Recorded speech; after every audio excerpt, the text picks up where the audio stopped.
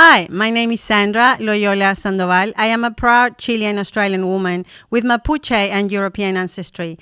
I came to Australia in 1994 to Darug Country and lived here for most of my adult life. Also, I have worked in Darug land for the past 10 years.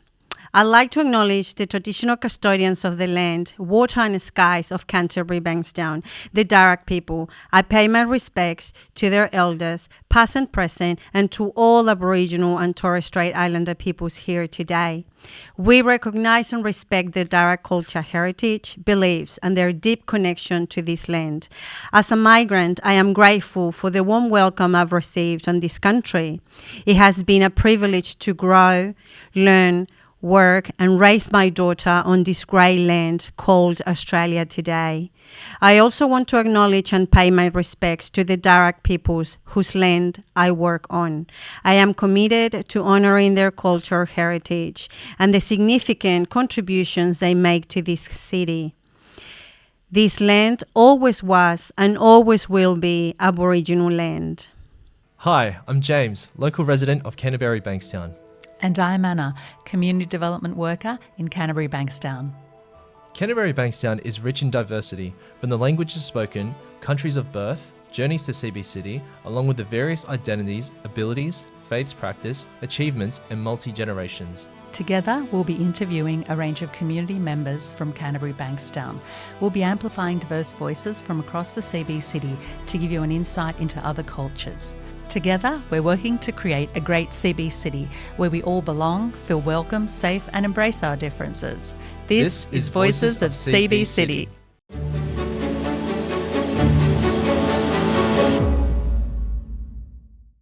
Today's podcast will be discussing neurodiversity and culture. Our guest has chosen to remain anonymous due to the concerns it may create for themselves and their family due to cultural stigmas. As with all our guests, we appreciate that sharing life experiences can be hard and overwhelming at times. CBCity would like to thank our guests today for sharing their story in light of these cultural concerns. Welcome to our podcast. I wanted to start off with the definition of neurodiversity, and then I'd like to hear what you think of this definition, if that's okay. I'm going to get into it. Neurodiversity is a term that describes the variety of ways people's brains work, an umbrella term that recognises the natural diversity of the human brain. It's a non-medical term that recognises that there's no one right way of thinking, learning or behaving. Examples of neurodivergent conditions are autism spectrum disorder, attention deficit disorder, hyperactivity disorder, learning disabilities like dyslexia and dyspraxia, Tourette syndrome, bipolar disorder, and obsessive compulsive disorder. The neurodiversity perspective emphasises the unique abilities and strengths that neurodiverse people may possess. And some neurodivergent people include Albert Einstein, Bill Gates, Richard Branson, Elon Musk, Billie Eilish, Emma Watson, and some strengths of neurodiversities that have been identified include creativity, attention to detail, innovation, challenging old habits, absorbing information, listening hard, changing fast, problem solving, and passion for social justice and fairness. So I'm interested to know, what do you think of that definition? I think I can speak of what other people have taught me or influenced me over the years, especially in the activism community. And I guess my own lived experience as well. Just as a individual, people tend to use that word in a way that moves away from the medical model of disability or deficit-based and more into the social model of disability. And it's about how the environment around you is designed. And I'm not sure how much I agree with this definition, saying that it recognizes that there's no one right way of thinking, learning, or behaving. I think people have each individual have their own perspectives of neurodiversity. It can be influenced by their culture or not. There's some people who think of it as something to cure or get rid of, and some people think of it as something not to cure or get rid of. I think it's kind of about like, I think it kind of depends on like the level of distress you experience or how much you like the condition. Like, I think a lot of people with autism and I think ADHD as well would see desirable traits in them and like benefits, or like they feel comfortable with being someone with autism and or ADHD. Whereas there are conditions like, I don't have lived experience of these conditions, so I can't speak as well. But like, yeah, conditions like OCD or dementia, Alzheimer's, PTSD, CPTSD.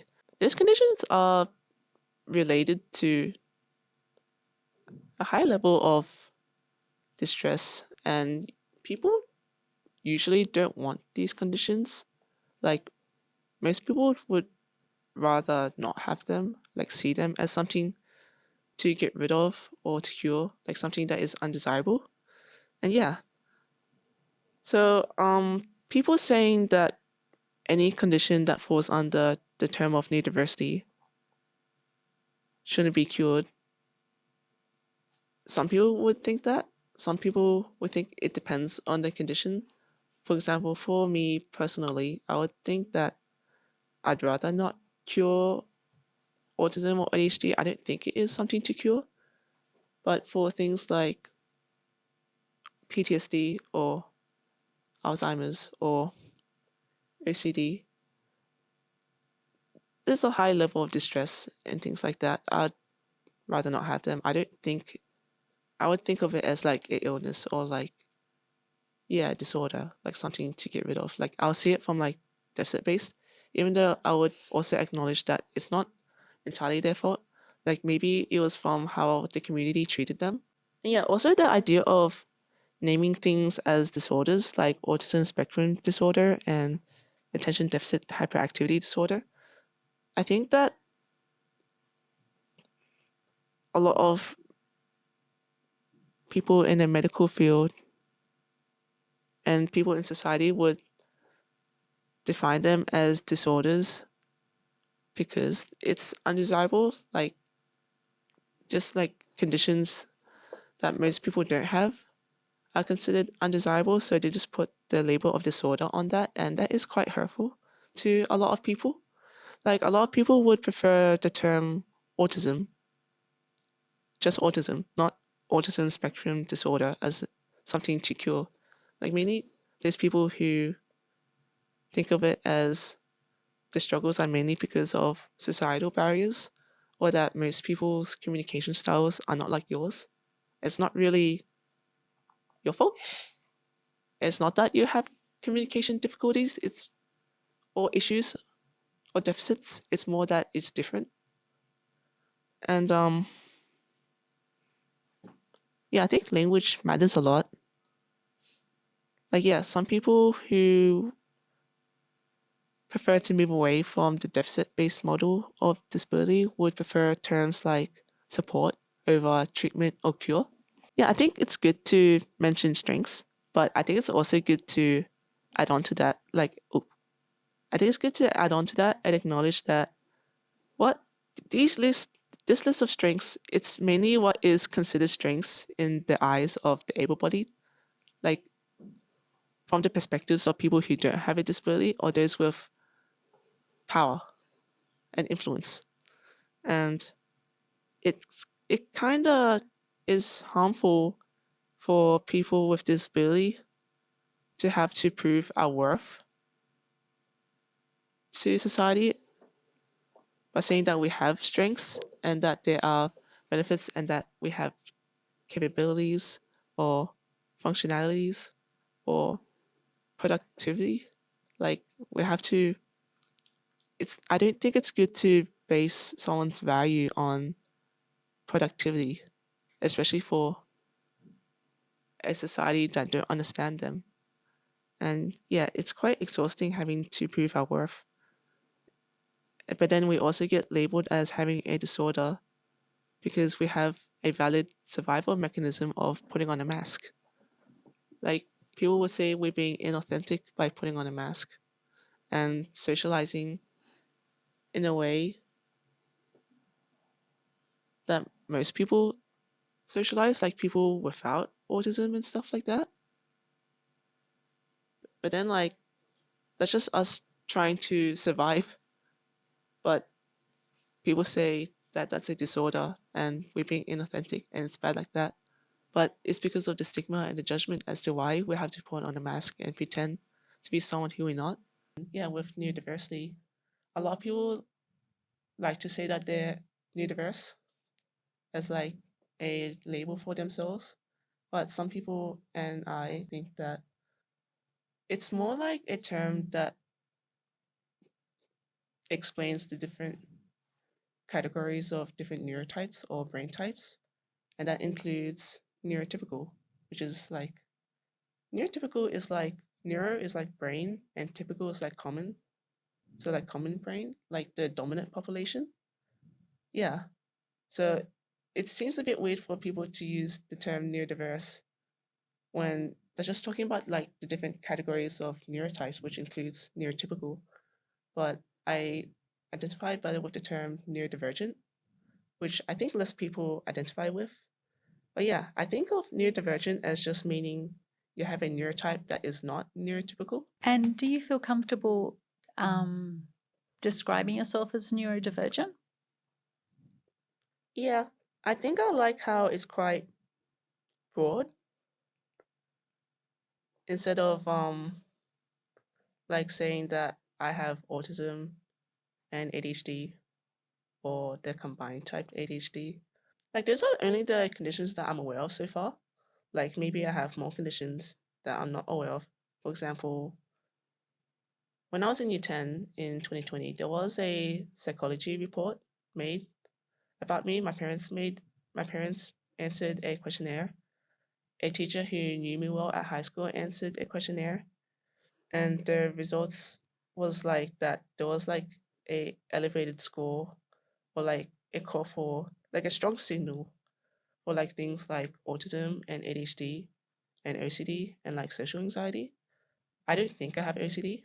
There was a time where I did suspect I have it, but like I think that's just some anxiety. But yeah, a lot of people have like um a lot of people are neurodivergent without knowing it, whether or not they culture or themselves believe in those perspectives. Um yeah, I don't think I have OCD. Uh but yeah, I think I like neurodivergent because of it being broad Mm. and I don't really need to explain myself. Mm. But at the same time, people tend to use the term neurodiverse interchangeably with referring to autism and ADHD.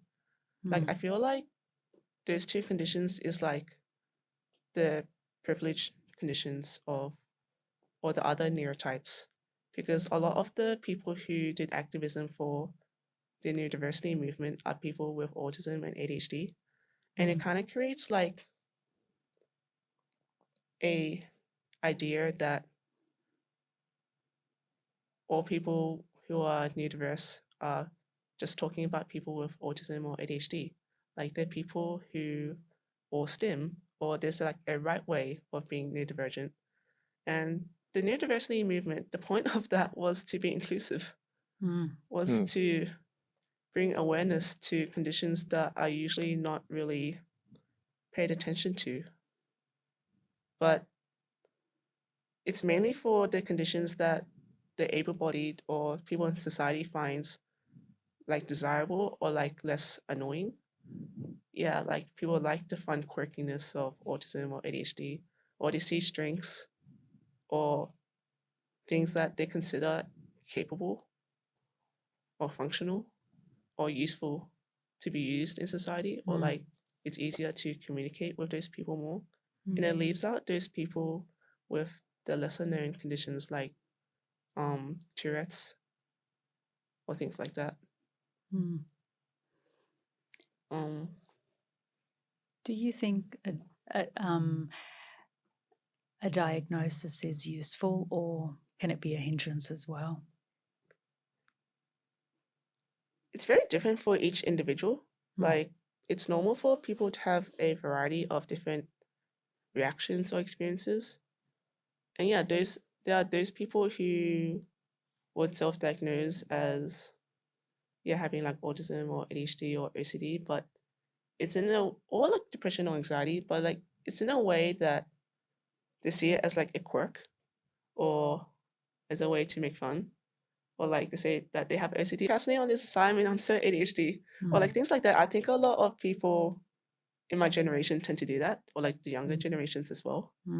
And yeah, people have different opinions on diagnosis. Some people are quite serious about it. Usually, neurotypical people don't spend a long time thinking whether or not they are neurodivergent.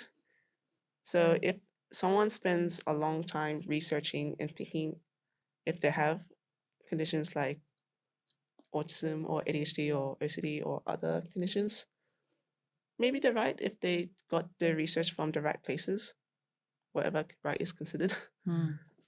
Like I only got diagnosed a couple of months ago with ADHD and I guess autism as well. And then there are some people who would only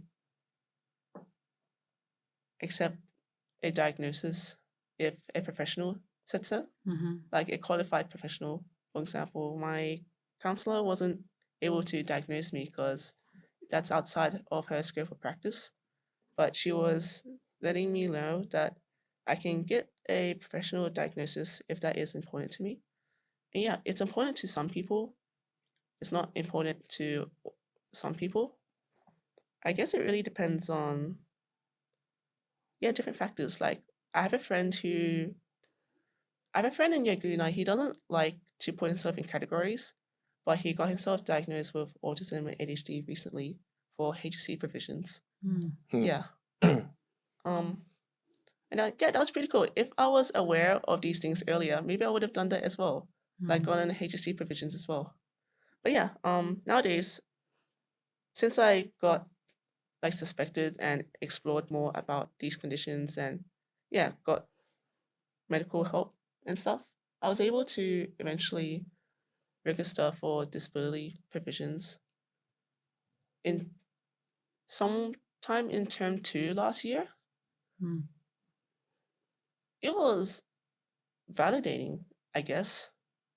But at the same time, I can also see how unis are, like a lot of places, like still mainly designed for the able-bodied and those with privileges and those who are neurotypical. So the structure is still there, but we're just adding on things to try to make it easier. But then some of the stuff wasn't really helpful. Like we get a week extension for assignments. I'm the kind who procrastinates by leaving things to the last minute. So if I know that I have an extra week to do it, I'll keep thinking, oh, I have more time, and I'll push it off. So the disability support, in my opinion, it's better than nothing, but it's kind of like an illusion, and it's confusing. And fortunately, I'm born at a time where people are more aware of neurodiversity, and there were a lot of people who I talked to who were very comforting that if I fail a subject, it's not really my fault. Like, it's that uni wasn't made for me. Yeah. So like, it was really validating. I talked to a lot of people. It was really validating. I think something that really helped with knowing that I'm neurodivergent was that a lot of my struggles wasn't really my fault. Yeah, it's just that a lot of standards are those that are created by the able-bodied, for the able-bodied, like those without disabilities. Those with the type of brain that most people have. Because a lot of standards and designs are made for most people. So being in minority communities can be quite hard when you're not really understood.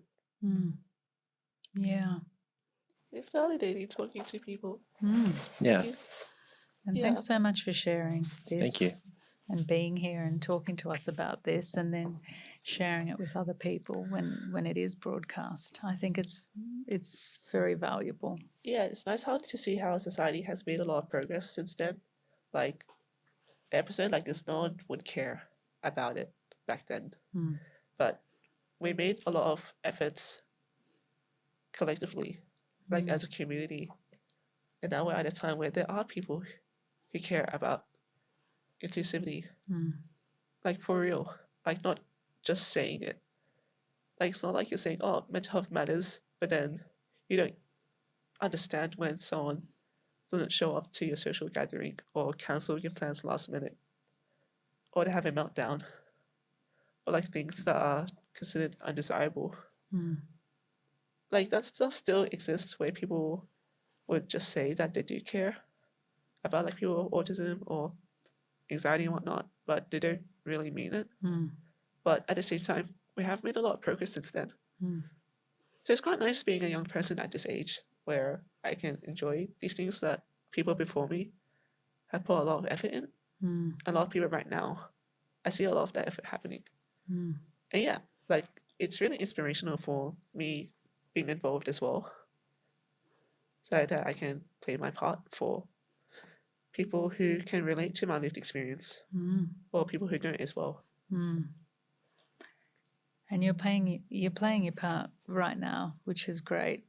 By sharing your story and having this interview, like you're at high school, it was only later on that I understand a counsellor brought up these terms about the possibility of ADHD and autism, and without that diagnosis, you didn't receive that support or the provisions, those allowances. And then rolling on to university, that has its challenges from what I understand as well, without having certain supports in place. Do you want to talk a bit about those experiences?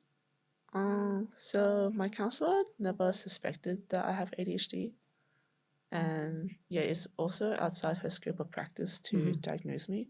So she made that very clear. She was just saying that she's not qualified to diagnose me, but she wanted to let me know that she suspects that I have undiagnosed autism.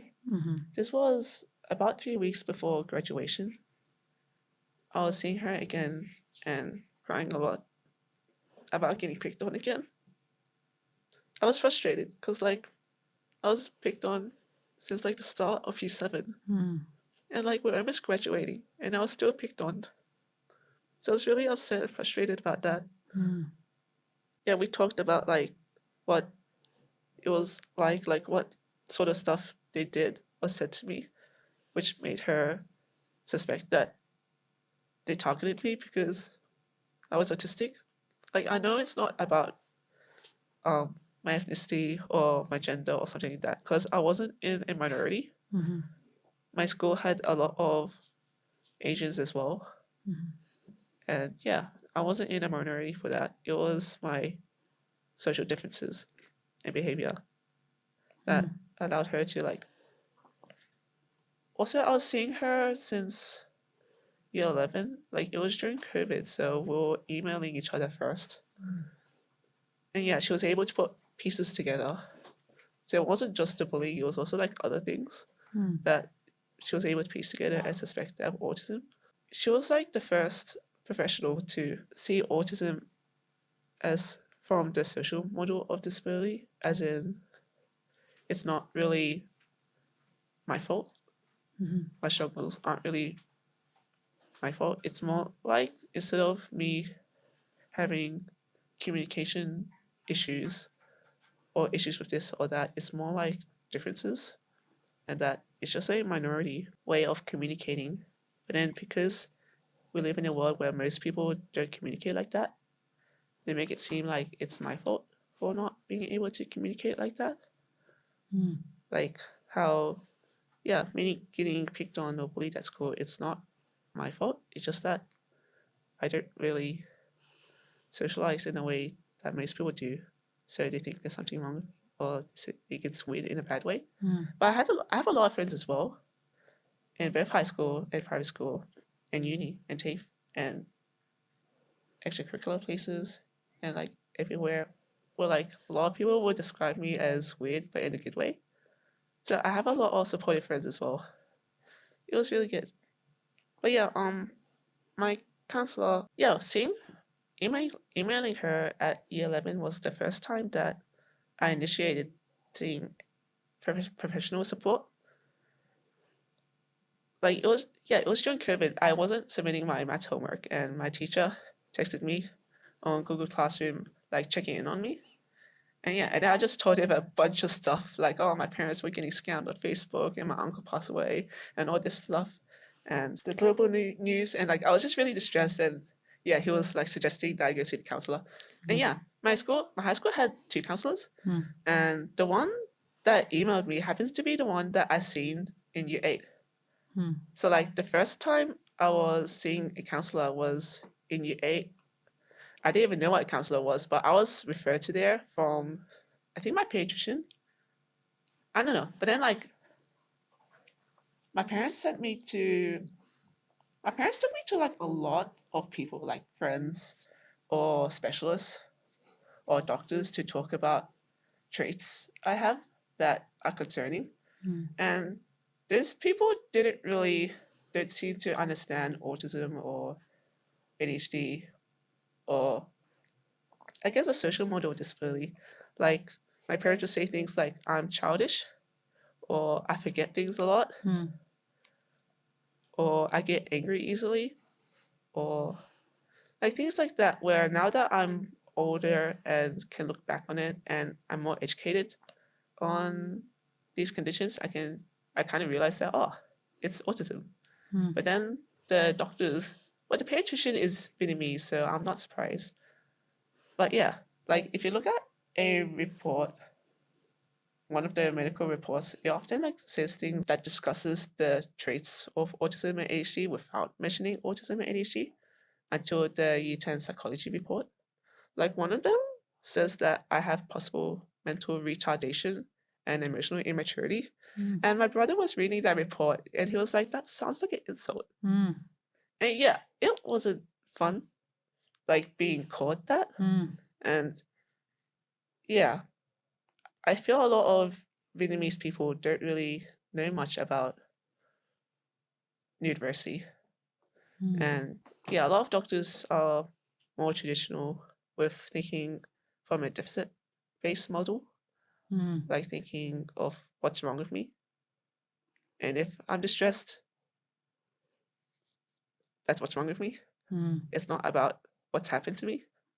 Whereas it's nice how like these days people are moving away from that. And now the more modern way of trauma-informed practice is, instead of going what's wrong with you, it's more like what's happened to you. And I think that helps a lot with things like being in a minority community and having cultural differences. And yeah, things like autism and ADHD as well, anxiety. That I have anxiety, but people would tell me to like go and meditate more. Or like my uncle would say to send me off to meditation school every Saturday, 2 hours a week for at least 3 months, or send me off to live by myself, and that'll fix me. But it's discrimination and misunderstanding like that. That's why I'm distressed. My uncle loves me though. Yeah. Yeah, I feel like one of the only things that's holding me together is that, my uncle, my family, my mom, my dad, Yeah. even though they made it clear that they prefer a neurotypical child, they also made it clear that they love me unconditionally as someone who's not. I feel like that's one of the only things holding me together. Like whenever they send me to a doctor or say that I'm sick and something's wrong with me, I know they're doing it for a place where they just want the best for me.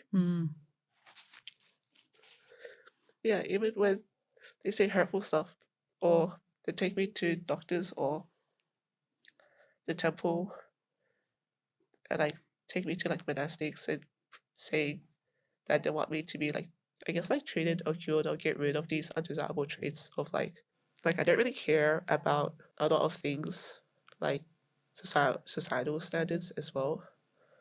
And yeah, I think in a more collectivist society like Vietnam, where people prioritize their community or the group more than themselves compared to Australia, they don't really like unique traits as much.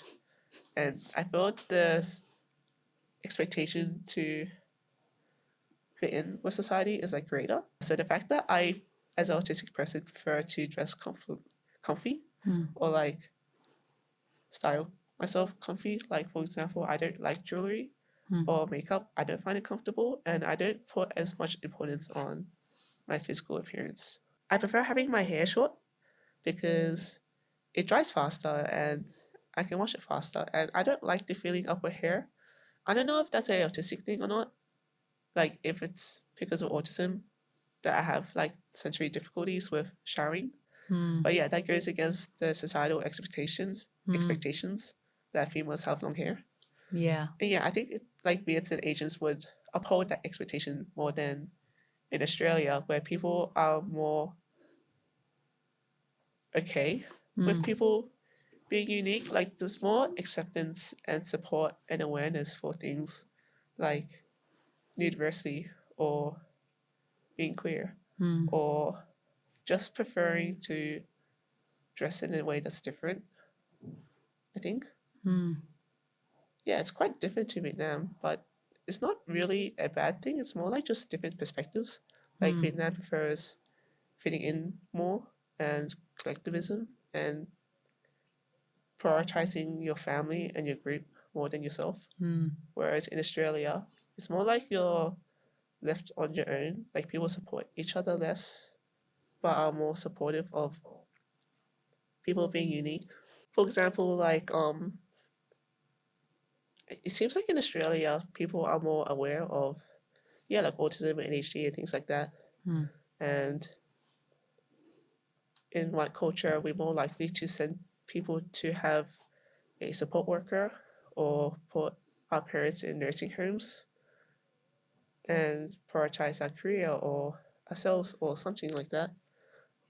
Whereas in some Asian cultures like Vietnam and China, where I'm from, there's a bigger priority to look after your family. Like family is like the number one priority. And we see each other for Lunar New Year and we try to stick together. We're not like a lot of white households where we send away our kids once they turn 18 or put our parents in nursing homes.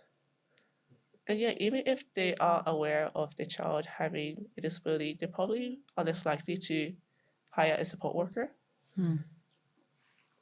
But at the same time, they're less likely to be aware of disabilities that are more invisible. For example, my mom would help me a lot with things like making sure I brush my teeth or shower or things that are like everyday little tasks, right? Like I feel like it's meant to be a habit already. I'm like halfway to 40 and I feel like it's meant to be a habit. And my parents will obviously think that as well. And they don't really get why I can't just go and do that. Like just go and shower. Like the other day I was saying to my sister, I'm struggling to shower. And then she says, then go shower. I struggle to get out of bed as well. And like my mom will often come into my room and then like help me get up and like kind of just grab my arm and like drag me around. And because it takes a long time to get out of bed. Yeah, I don't like the feeling of water. So brushing my teeth and showering is quite difficult. And I tend to slack off a lot or like take like half an hour to get into the shower. So sometimes my mom she'll come to me and then like she'll grab my hand and then she'll take me to the shower. And then she'll sit outside the bathroom to make sure that I do brush my teeth and shower instead of just standing there or leaving the bathroom because I got distracted with some other thoughts or because I don't want to do it or I want to procrastinate on brushing my teeth or showering. Or sometimes my mom helps shower me as well in the bathtub. She gets a stool and a bucket and then she showers me because I take too long to shower myself. And yeah, at the same time, she doesn't really understand why I'm like that. Yeah. She knows that I want to shower, but then I struggle to do it, and my brain struggles to do it.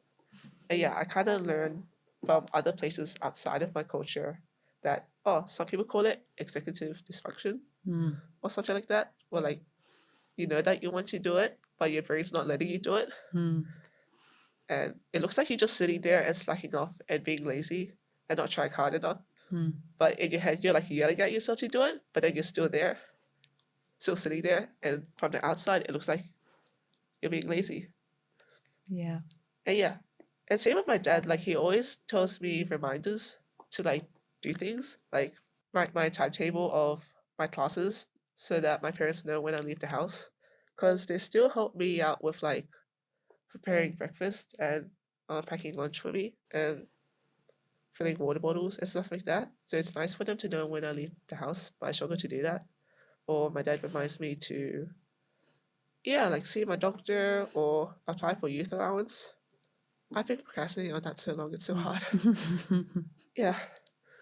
And like the way he reminds me to do that, he'll come up to me or come to my room or text me sometimes, and it's very unempathetic. Like every time I see him, he usually doesn't really say hi, how are you, or things like that. He just tells me to like go do something, and it's very unempathetic. But I have to like understand that it's his way of looking after me. Because yeah, most of the time when he's telling me to do something, it's for me. Yeah. Like I'm not cleaning my room for him, like it's for me. Or showering, like it's for me. Or applying for youth allowance, it's for me. And he's putting in the time and attention, unlike a father who would be neglectful. Like I feel like if he is a neglectful father, he wouldn't really care. Like he wouldn't really come to me or acknowledge my existence. But then my father is always giving me attention, and I feel misunderstood. I feel resentment and frustration that it's not that I'm not trying hard enough. He's always telling me to just try harder. And I say I am. I said then try harder. And like he doesn't understand. But then like he is trying to help me out. And I have to like be patient. I like how you appreciate the difficulty maybe that your parents have with understanding things about you. And I guess it's also a reflection of how they were raised. Like most of the stories of being in Vietnam before they came to Australia was about poverty and the different toys that they were playing. It's pretty fun how my mom would teach us toys with like seeds or rocks or water or chopsticks or things that are cheap, because the government doesn't really have money for playgrounds. And yeah, she would talk about climbing furniture. We can climb our second-hand car, and it was really fun. I have that childhood that most kids don't have. Climbing things, it was fun. Or like playing with apricots and seeds. And yeah, most of their stories are about poverty. And yeah, I can sort of see how it's not fair to expect my parents to understand autism. Like that country don't teach them stuff like that. You don't talk about these things. You don't talk about emotions or mental health struggles. You just get on with work. Even if you have a lunch break, you would eat that rice really quick and get back to work. If you're a man, it's an expectation for men to do the work and women to raise the children. That's what my dad's parents were like. Like my dad has his own difficulties as well. Like he's left-handed and he would be taught to use his right hand. He would get hit on the knuckles if he uses his left hand at school. Or my grandma wouldn't let him eat unless he holds the spoon with his right hand. And then we have our little sister who's left-handed. And my dad didn't force her to be right-handed. He was actually quiet. But yeah, I can see how like living in Australia, my parents, especially my dad, have grown to be less rigid with the Eastern culture that they were raised with. I like how they let me have shorter hair for a female, or not do the act like a female or do things like a female.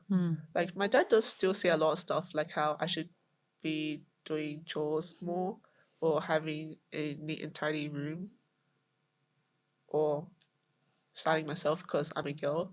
Or like he'll see my brother like fixing a hole in a shirt and then he'll say, that's kind of girly. I can see how my dad has changed a lot over the years though. Like back then he wouldn't do any chores at all.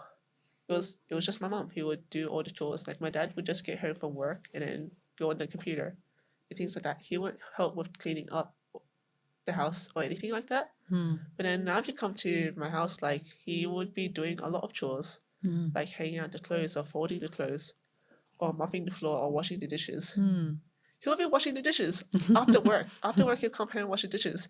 He has really grown to be more flexible with the different cultures here from a later age, because like back then men don't do the chores and things like that. And yeah, the stuff that he learns from his generation, which is a time back then, and Eastern culture, I can really see how he has grown to be more flexible and less rigid over time living here. And I think he's already doing a lot. It's not fair, I think, for me to expect him to know more. Things like procrastinating if as someone with ADHD or sensory difficulties, or like just other stuff of how I live my life. I don't think it's fair to expect that of him. Especially because he has his other things to worry about. Like he didn't finish high school because he couldn't afford it, dealing with the impacts of war. I don't express gratitude towards the Vietnam War, but I'm just saying, if that didn't exist, I don't think my family would be here. We'll probably still be in Vietnam. And if I stayed in Vietnam, I don't think I'll find out about my disability. And yeah, acknowledge things like that. That if my parents didn't give the gift of moving to Australia, I don't think, if I stayed in Vietnam, I don't think I'll know that I'll have autism or ADHD or anxiety. And you've been getting more into your culture recently, I understand. You've been doing Vietnamese lessons, is that right? Yeah, my brother and I, we used to talk Viet to each other, but then because us both were born here, we kind of switched to English quite fast because everyone here speaks English. We still talk to our parents like English 80% of the time. But yeah, now we talk to each other in English. And we went to Viet school for Saturday school for like about 10 years. Yeah, but then yeah, we both finished that. We graduated from that. And then currently we go to like a temple group on Sundays, and we kind of do like 3 things. We learn Viet, we learn Buddhist stuff, and scout stuff like camping, tying knots, Morse code, semaphore, which is like another language, and it helps with like teamwork and reaction time and things like that. Yeah, we learn Viet. It's pretty cool. I have my mom as my Viet teacher, which really helps because I can understand her accent and her vocabulary, her choice of words, which helps a lot. And you've also gotten involved in lots of community groups in the Bankstown area, and you're attending lots of community events, I understand. Yeah, I do like to go to a lot of community events. Like some of them are in local areas like Bankstown or Western Sydney, or some in the city as well, or on the uni campuses. I think a lot of times I like to do stuff with climate activism or other topics of activism. It's quite interlinked. What else? I like learning about mental health stuff as well. It's pretty cool. In Bankstown, yeah, there are a lot of like really cool community events that are organized by the council or other non-for-profits. Yeah, my youth group is pretty cool at the temple. We do a bunch of activities and stuff, and we did clean up Australia Day the other day. We do that yearly. It's really cool. Oh yeah, twilight sports. That was pretty cool. Yeah, so my brother and I, we used to be past participants of Twilight Sports, which is a youth sports program. And then we aged out because that's for 12 to 18-year-olds. And we came back as volunteers, and our little sister is a participant now. I didn't really like sport that much. I was mainly there because I liked the people and a sense of community. The service was pretty cool. The people are nice. I like the food. But yeah, I wasn't that good at sports. But then, especially in basketball or like any sports really, it's really nice when people would pass the ball to those who struggle to get it themselves. Like me back then. Like maybe because I was short or I wasn't that fast or my coordination isn't that great. But yeah, people would pass the ball to players like me. And even if they're from the opposite team. And it was fun. And then they would like patiently wait and cheer me on to shoot the ball into the hoop. And let's say it missed and then it rebounded off the hoop. Like, whoever catches it, even if they're from the opposite team, they'll like give it back to me. And we keep going until I get it in the hoop. And then people would cheer and stuff like that. And I got to do that for other people as well. Like people who I noticed struggle to get the ball by themselves, I'll pass it to them, even if they're from the opposite team. And yeah, people do that to other players as well. But yeah, we trying to bring back the culture like that. So like we have a small number of participants who we see have leadership potential, and we're trying to bring that culture back. I wanted to ask you about activism and how important is that to you? It was interesting. Like, I think I've always liked environmental stuff and mental health stuff. But like activism, I feel activism provides a different perspective as it's political. It's different to what I did in school, like recycling and Clean Up Australia Day and things like that aren't very, political. So like my high school environment group, we decided to raise money for an NGO that does climate activism. And that was my first time engaging in activism. It was through my friend who was a part of the environment group. And yeah, she initiated that idea. And it was pretty cool. So afterwards, I got more engaged in climate activism. And it was really nice because through activism, I learned a lot about marginalized identities.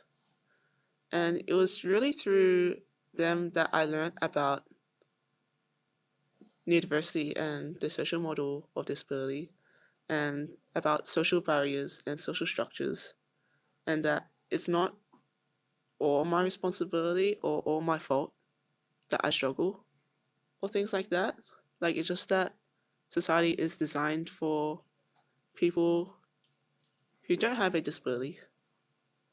And yeah, those are things that my culture, the Eastern culture, and my religion never taught me. The thing is, we don't really talk about them. And even if they do, then it'll be from a deficit-based model.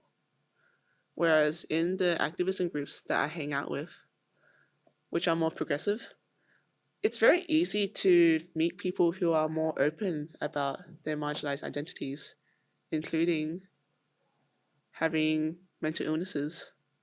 Like, it's very easy to find people who are open to sharing that they have autism or ADHD or anxiety or depression or other conditions like dyslexia and whatnot. It's hard to find people who are open about that in other communities because it's quite stigmatized and taboo, and we don't really talk about these things. It's not safe. But in those activism communities, we try to make a space that is more psychologically safe. The people there are more understanding of the social model of disability, like that our struggles, it's more about society being designed for people who are not like us. For example, if we struggle in the education system, usually people will think it's our fault and it's our job to practice and try harder and be better and just adapt and cope with the dominant ways of communicating. And that if we are bad and our grades aren't great or we don't understand the teacher, it's our fault. Whereas in the activism community, we're more understanding that people have different ways of learning. And if your way of learning, if the dominant way of education doesn't suit you, it's not your fault. And being around people who understand that helps a lot. Yeah. But like, if I'm failing, if I'm struggling, it's not my fault. Like, something I struggle to figure out is like, if I struggle with something, how much is it my fault? Like, am I using my disability as an excuse? Like, am I just slacking off? Or like, am I actually trying hard? But like, I kind of notice because I'm so Like people have told me that they notice how I'm still quite enthusiastic with going to community workshops and like learning about environmental stuff or mental health stuff. Like they can see how I am trying. So maybe if my grades aren't that great in like a formal place like school or uni, it's not really that I'm not trying hard enough. It's nice having friends and being with people who understand. It helps a lot.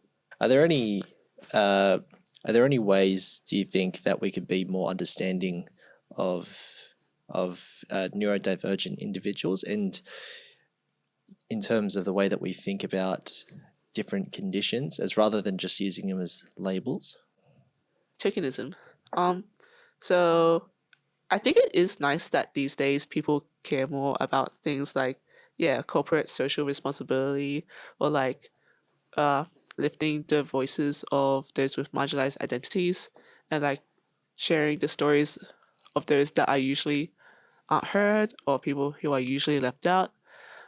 And sometimes people are quite genuine with that. Sometimes they're just doing it for the sake of it because that's what is trendy and they're trying to look good. And a lot of people treat it as like a ticking the box exercise. They're mainly just looking for the people who are like me, like people who, some people use terms like high functioning or mild autism. Some people don't like those terms, but yeah, it's like, yeah, people like me who can understand English, who can read, who can communicate in like the able-bodied way enough, or like yeah, people with like a mild condition, like just so that they can tick the box and reach the quota that says, oh yeah, they have an autistic person on the team. But then like the way that they communicate, or like their expectations, their standards, is still quite able-bodied. They're not putting in effort to try to find the people who have what some people would use terms like low functioning or severe autism or anxiety or other conditions, or like have high support needs. I prefer that term better, high support needs, low support needs, even though there are still issues with those labels. But yeah, people just treat it as like a ticking the box exercise. For example, maybe people prefer to communicate by video or audio over completing a form, or maybe like the people didn't look into more flexible communication styles or deadlines, or yeah, other ways to be flexible and I guess like adapt to the way that the individual prefers to they just say that they want someone with a disability, but they're not putting in the effort to make the space more inclusive and accessible. So they're just only being accessible to those who have enough privileges.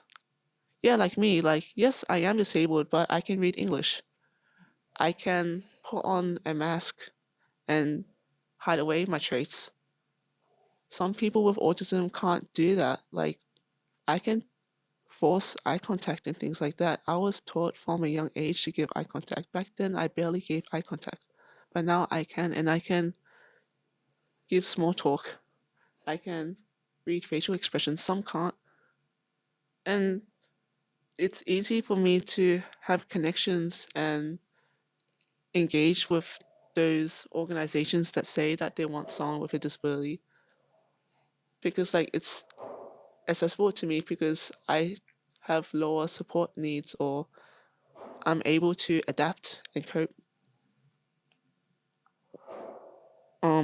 A lot of people are still left out, especially those who don't have the privileges I have to be aware of those conditions. Like a lot of people are autistic and don't know that. maybe my uncle in Vietnam, maybe he's autistic, but then he's always been labeled his whole life as misbehaving and rebellious, and we don't talk about autism in Vietnam. Yeah, I think it's like stories like that that tends to be left out and not heard. But yeah, I have privileges to be here. Like, I'm Australian. I'm an Australian citizen. I'm in a place where healthcare is better than in Vietnam, and there's more awareness and support for these conditions. My family, I have a supportive family. Like, my parents did their best in this capitalist society to work hard so that I can afford medical support. I can afford to see a psychiatrist, and that is so expensive. And that I have the time to ponder these things. Like, if it was like my parents back then, there would be, yeah, like my dad would, instead of finishing high school, he would roam the streets selling lottery tickets so that he can have food on the table. People like that, there's no time to sit down and ponder and think, do I have autism? Like, even if you do know that it exists, you still need freedom to be able to think about that and have the mental space and not be overwhelmed with all these things you have to do and trying to survive in a place where you struggle to have enough food or education or like get your needs met.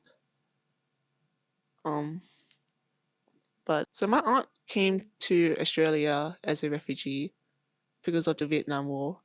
I don't think it was by choice that she came here, but my parents came here by choice. My aunt did the things that she had to do to become an Australian citizen and then sponsored for my parents to come over. And yeah, my parents had the same idea as a lot of parents where they want to go to. It was nice having parents like that. They put a lot of effort and they pretty much cast away their dreams and the lives that they could have lived so that they can make sure that I'm as healthy as I can be and I can live a better life and stuff like that. And yeah, I carry their sacrifices within me and I benefit from a lot of that. And that helped me be aware of my conditions and ponder it and think about what being disabled means to me and how I want to contribute in society, do volunteering.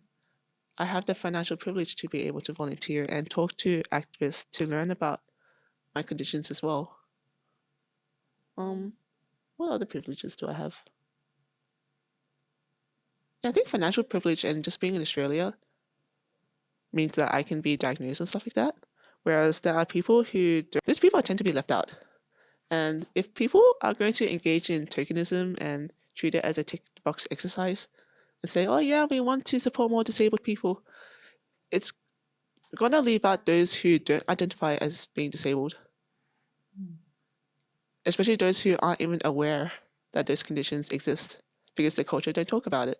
And it's very well said. And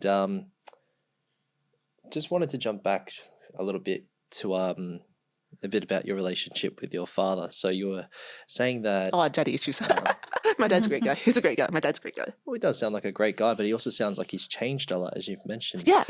Do you think there's anything... What do you think changed his perspective on how we view neurodivergence? Was there anything in particular that you noticed? I think the main part was living in Australia. And yeah, I feel like not even knowing or understanding of neurodiversity or other stuff. I think a big part of it is the Eastern culture, the culture he was raised in, and also time and age, and his generation and the generations before that not being aware of these things or not talking about these things or not supporting these things as much. But I think him just living life over time and seeing how the environment here is different, the culture here is different. I think that really changed. Like, he kind of adapted to the culture here a lot over the time. Like my mom as well. My mom and I, like my family, we can see how like kids and their parents, they treat each other more as equals, more than in some Asian cultures, or like some cultures where you pay more respect to your elders and things like that. Yeah, my dad has adapted a lot to that. Yeah. I also just wanted to pick up on Buddhism. What are some values of Buddhism that are important to you going forward? And what might be some values or beliefs in Buddhism that you may not sit so comfortably with? I think something I like about Buddhism is that something I appreciate is that the Buddha doesn't really teach us to believe that everything he says is correct or the ultimate truth. And it's more like we just see Buddhism, like we can choose how much of a follower we are or what things we agree with or not. And yeah, critical thinking is okay. And I guess like living life and choosing how Buddhism fits in your life. Like you don't have to agree with everything or believe in everything, and I think that helps a lot. Yes, I'm not sure how much of a Buddhist follower I am, but I do really like the lessons regarding like morals and stuff, like empathy and understanding people. Like if people you feel hurt about it, like instead of jumping to conclusions, you might try to see from their perspective as to why. If someone robbed you, maybe it's because they're under the influence of drugs and alcohol, or maybe they're trying to earn money and they're financially struggling, like things like that. Or like if you washed your car and then your neighbor was cutting grass and some of the grass got on your car, and you learn to be patient. And I think things like that helps a lot. I prefer that over lessons or like things about supernatural stuff. Yeah, like supernatural stuff or superficial stuff. I don't really believe in those things much. But yeah, there's some stuff about Buddhism I like and stuff that I don't. And I think a lot of people, a lot of like Vietnamese Buddhists don't really understand mental struggles or disabilities in the same way. Like their perspectives are different. Like, for example, a lot of people believe in luck. Like they will pray for luck, and some people think that me being disabled or acting different, like they think I'm sick or something. Like they think that maybe it's because I just have bad luck, like because I didn't pray enough or do enough, or my parents didn't do enough, or it's because we did something bad in our past lives.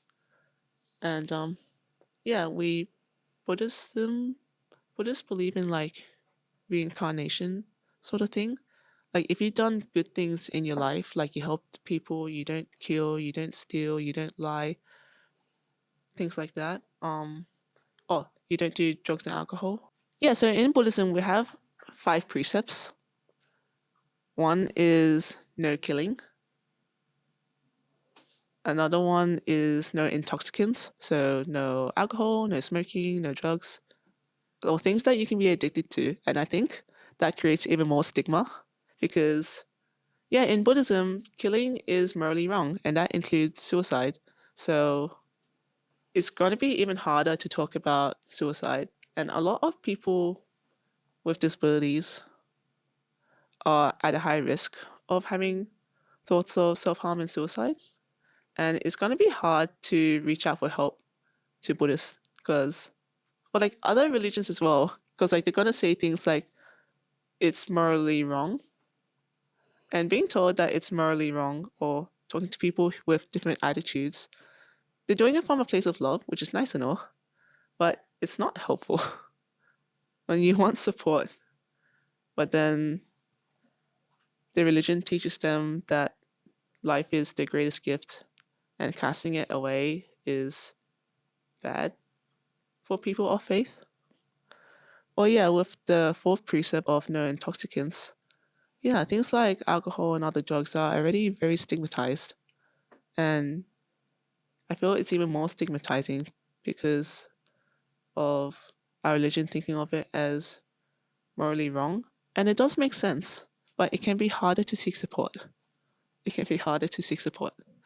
And they may try to treat you in a way that is different to what you believe in. I think, yeah, living in Australia and in a world where white culture is dominant, it kind of teaches me to disagree or look down on the rituals and the other forms of healing that my religion engages in or my ethnicity engages in. Like, yeah, my parents would take me to the temples in Australia, in Vietnam, and tell them about traits that are undesirable, like me being childish or not dressing like a girl or being forgetful or things like that. And then, like, they'll say things like they can cure me with rituals and I guess chants and reading stuff. And yeah, things that I find super natural or like I don't think it helps, but I think a lot of that influence comes from me living in Australia, and I think me becoming aware of that it's just another culture's way of healing helps me like decolonize my mind a bit, wrong or silly or things like that. But yeah, like even though I don't agree with it, it's nice knowing that the monastics and my parents, they're doing it from a place of love. So it's hard for me to get annoyed at them. Like they're trying to look out for me, and that's their way of looking out for me, even if I disagree, because I was influenced more with Western culture being born here. And oh yeah, about reincarnation, I went on a tangent or something.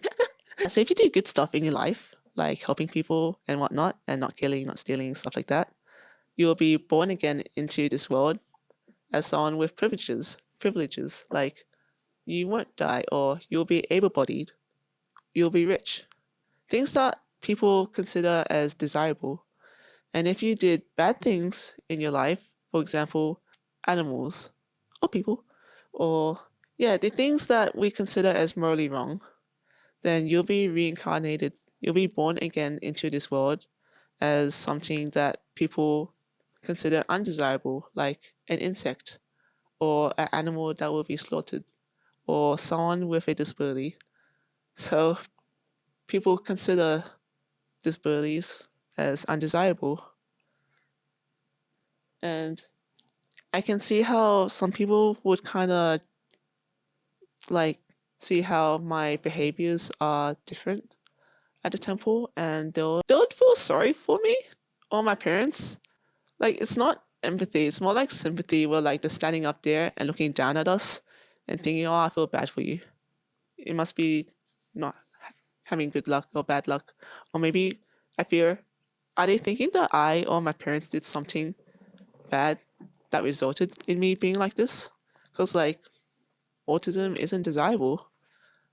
Like maybe they think of us as unfortunate or that we did not so great stuff in our past lives, and now my parents are cursed with a kiddo who's broken and sick, and it's hurtful. Like I can see how my parents have a lot of shame with me being autistic, and them being in religious places and seeing other people's reactions. Like I think especially in Asian culture, the children represents their parents a lot. So the way that I present myself, the way that people have reactions towards me, it puts an image on my parents. Like, I affect my parents' reputation a lot. So I think, yeah, at temples and whatnot, everyone is loving and caring about me and stuff, which is nice. But I still sense, and my parents as well, sense so much judgment and shame, and I feel misunderstood. And I can't really tell what to think. Like, just because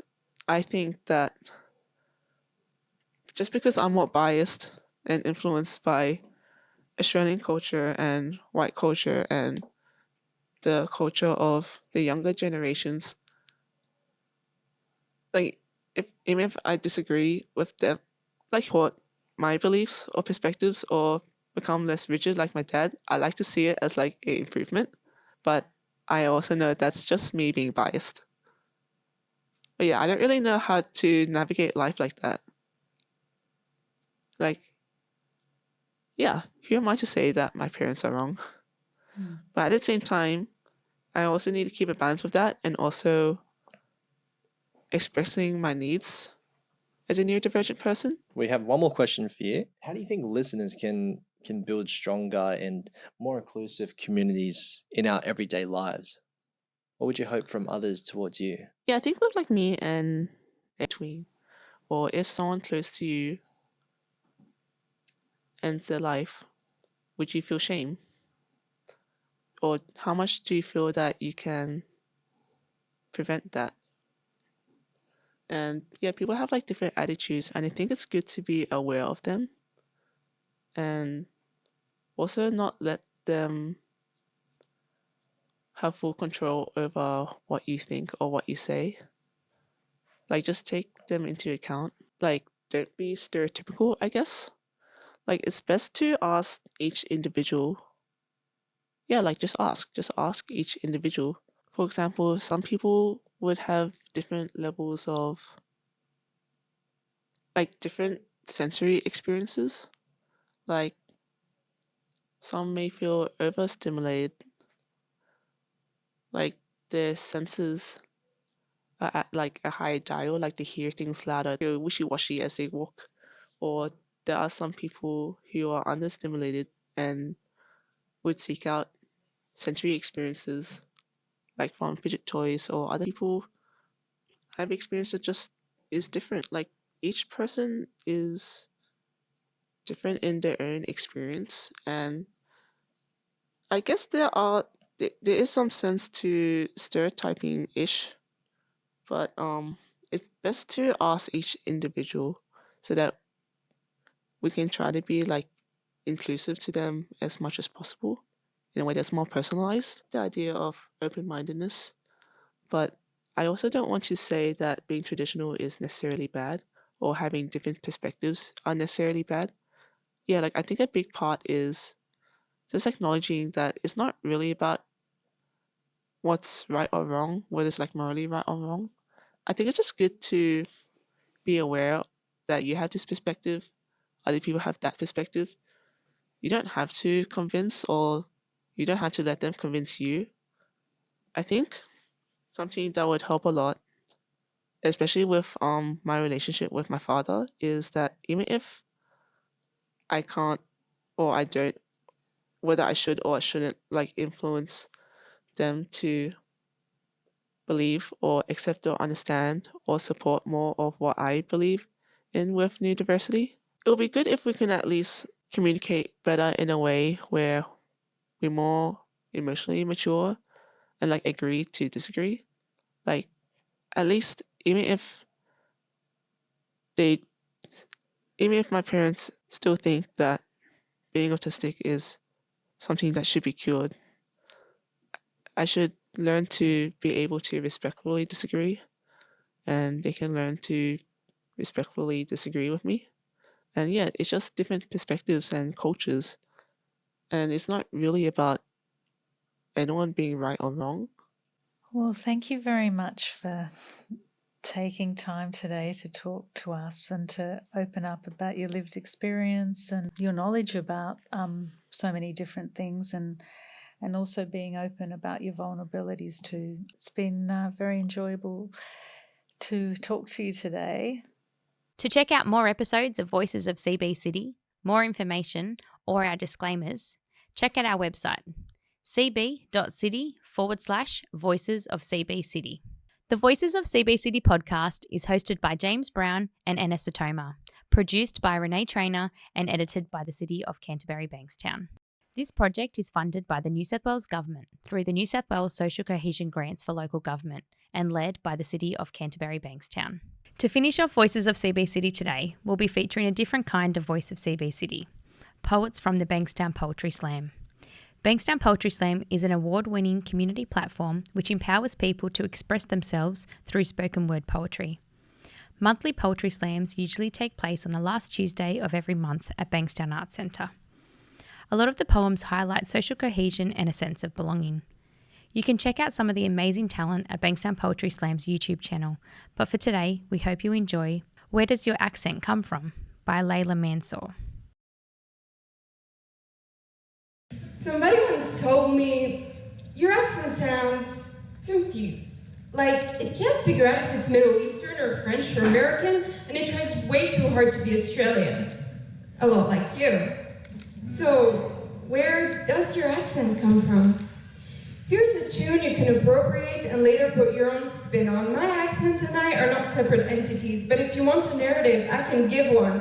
You see, the groundwork of this accent was pitched by the tempo of my mom and the baritone choir of my countrymen in the gritty Arabic of South Lebanon. Later, I trailed behind my immigrant father to France, the country that turned mine into a slum, in the language of cordial imperialism, chanting the anthem of colonial scum. France educated me beyond my intellect, at least that's the jingle they spun. So when my French surpassed my Arabic, occupation settled deep into my lung. Somewhere in this tongue-twisting crisis, English finally came along. If you thought I was confused then, trust me, that's when the confusion had begun.